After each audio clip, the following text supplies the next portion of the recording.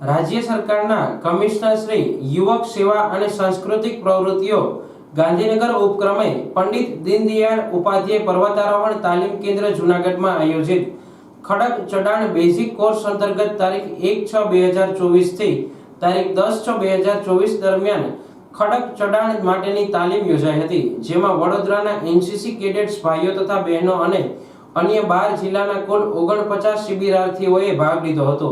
તારીખ 10/6/2024 ના રોજ પંડિત દીનદયાળ ઉપાધ્યાય પર્વતારોહણ તાલીમ કેન્દ્ર બેઝિક કોર્સના સમાપન કાર્યક્રમમાં આચાર્ય વાલીએ સોરઠ હાઈસ્કૂલ હારૂન વિહડના અધ્યક્ષ સ્થાને યોજાયો હતો। પ્રાસંગોચિત પ્રવચન કેપી રાજપૂત, પૂર્વ પ્રિન્સિપાલ SVIM માઉન્ટ આબુએ કર્યું હતું।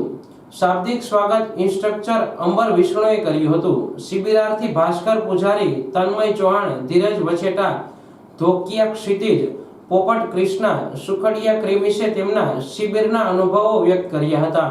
આ શિબિરમાં આત્મવિશ્વાસ અને સ્વયં શિસ્ત શીખવા મળ્યું, તેમજ કોઈ પણ ખરાબ પરિસ્થિતિમાં નાસીપાસ થયા વગર સતત આગળ વધવા માટે પ્રેરણા મળી છે।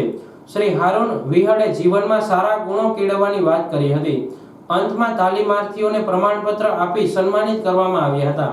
કાર્યક્રમનું સંચાલન શિબિરાર્થી અમિત પ્રજાપતિ, માનસ શુક્લાએ કર્યું હતું। કાર્યક્રમની આભાર વિધિ માનદ ઇન્સ્ટ્રક્ટર દીપક સોલંકીએ કરી હતી।